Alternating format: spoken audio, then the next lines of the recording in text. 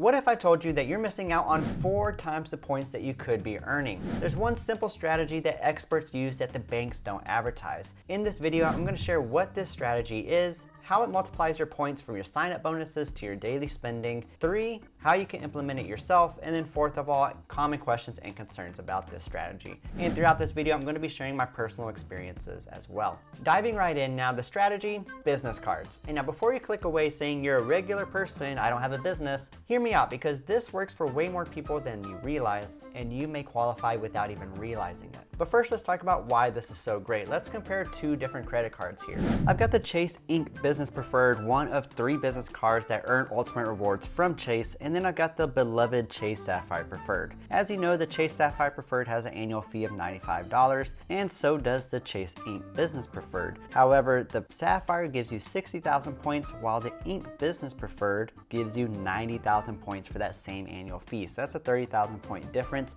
for the $95 that you're spending to have a credit card. Another example here is the Chase Inc. Business Unlimited, and also like the Chase Freedom Unlimited, if you pair it with the Chase Sapphire Preferred or the Chase Inc. Preferred, you can move that cash back into the Ultimate Rewards program and then transfer your points for travel. Also, like the Freedom Unlimited, it has no annual fees associated with it, but the big difference and the advantage here is the sign-up bonus. It's $750, and so the Chase Freedom Unlimited comes at $250. Transfer that over to Ultimate Rewards, and that's gonna be 25,000 points. This no annual fee Business Inc. Unlimited card gives you 75,000 points, and that is insane. Now, I know some questions are popping up already, and I promise I'm going to get to them in the later section, but to quickly recap, so far we've got higher sign-up bonuses with competitive or low annual fees. Another benefit of business credit cards is that it gives you more flexibility in the cards that you can get at what time. Or in other words, it gets you around the Chase 524 rule. And if you don't know, Chase has this unspoken rule that once you get approved for 5 personal cards within a 24-month period or 2 years,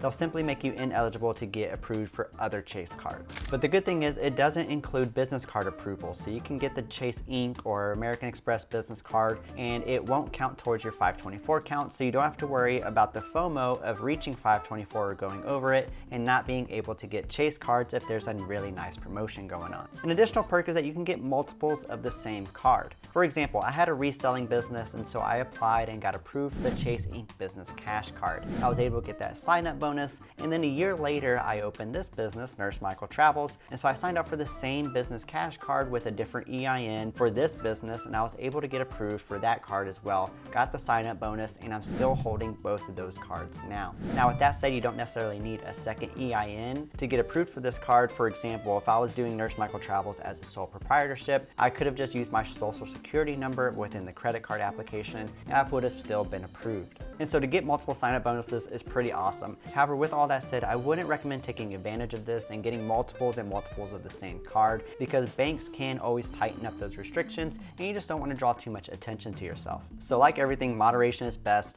Don't abuse anything. Now, just a general fun fact about business cards you may or may not know, your balances on your business credit cards do not affect your credit utilization ratio, and therefore it won't lower your personal credit score. The only effect it will have on your score is the hard inquiry that gets imposed whenever you apply for that card. But this is just a temporary dip in your score that will go up after a month or a couple of months. However, there is an exception to this. For example, if you have an American Express credit card already and you have an account set up with them, whenever you go apply for another American Express card, like a business card, they typically won't do a hard inquiry since they already have your profile and all of your information. This is pretty unique to American Express, and I wouldn't look for it or expect it with any other bank issuers. Now, another exception, not to the hard inquiry, but to the Chase 524 rule, Capital One business cards, for some reason, some of them will count towards your 524 count. So if you are on that 424 status with Chase, I would probably hold off on Capital One business cards for a while. So with all this explained and all these benefits laid out, by incorporating business credit cards within your strategy, you've essentially unlocked a lifetime of points earning opportunities and unlimited sign-up bonuses, just because of the sheer number of credit cards out there. So now let's talk about how you can implement it. If you're a business owner, it's easy. Just start getting credit cards that earn travel travel rewards and start capitalizing on those benefits. And then especially if you're a high spender, what I like to do with clients is try to see what categories are you spending in. For example, if you're spending a lot on ads or on shipping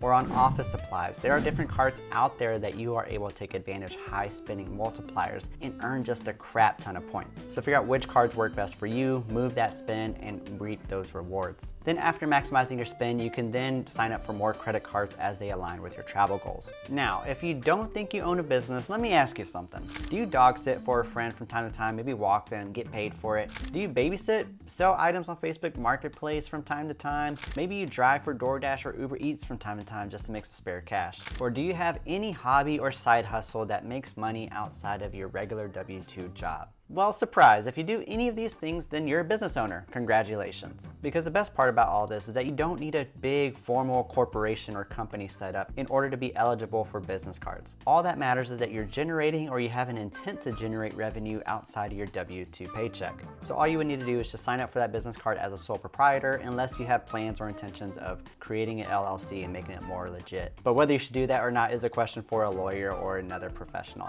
not me, a nurse. However, what if you're truly not doing any of these things? What if you're a regular person without any type of business?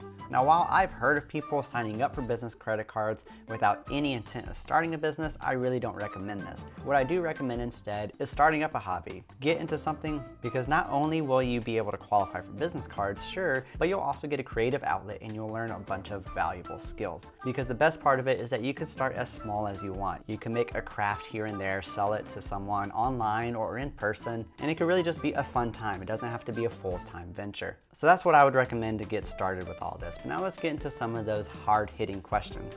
The first question is, have you liked this video yet? My name is Michael with Nurse Michael Travels. I'm a nurse that likes to give you practical tips to help you travel more using your points and miles. So if you like that, make sure to subscribe. But now the first truly common question I get is like, do you need a business in order to open a business credit card? And I answered that. And now a question that may have came up already in your mind is, can you put personal expenses on these business credit cards? I'll be straight up here and say that opening a business credit card with the sole intention of putting personal expenses on it does indeed go against the terms and conditions of a business credit card. However, to be honest again, a lot of card holders, myself included, do indeed put personal expenses on their business credit cards. And now I haven't been able to find any examples of anyone getting their accounts shut down for this reason. Most of the examples I found typically involve more serious concerns like financial fraud. With that said, I do recommend keeping business and personal expenses separate. That's just good bookkeeping practices. And it's going to save you a lot of headache in the future. Personally, I have 2 business cards that I use out of the 5 or 6 that I have solely for business expenses. The next question is, how do you meet the high minimum spends that come along with these business credit cards? I haven't stated it explicitly, but maybe you saw earlier, the minimum spending requirement is higher. For example, the Chase Ink cards are typically $6,000 over 3 months instead of the $3,000 that you would expect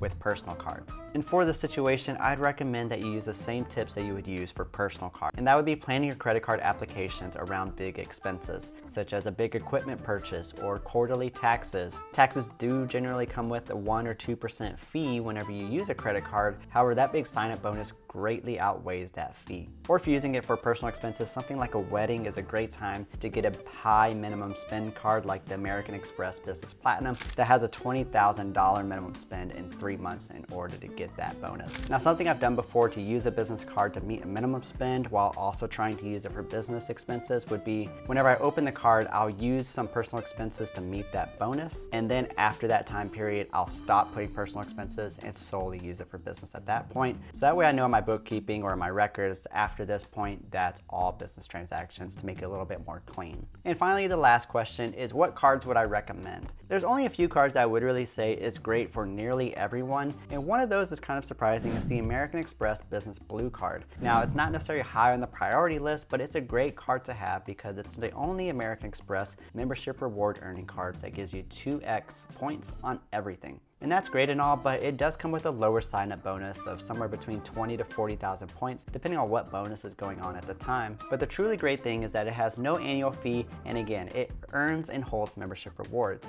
So if I ever decide to exit American Express to where I don't want to pay those super high annual fee cards, I can cancel the golds and the platinums and have no annual fees and be able to store and use my membership rewards with this American Express Business Blue card. So that one's just nice to have in your back pocket. So I have a referral link down down in the description if you're interested in that. The other cards I'd recommend for most people that generally do make sense are the Chase Ink cards, simply because they have high sign-up bonuses and low to no annual fees. What do you got to lose, really? And then there are some other great business cards out there, but it really depends on what your travel goals are. And so if you don't really know how to pick a card and how to go about it, I'd recommend checking out my 4-step process on figuring this out for yourself that I've made out in this video. If you want to learn more about the application process for a business card, you'll want to check out this video here. I'll see you in the next one.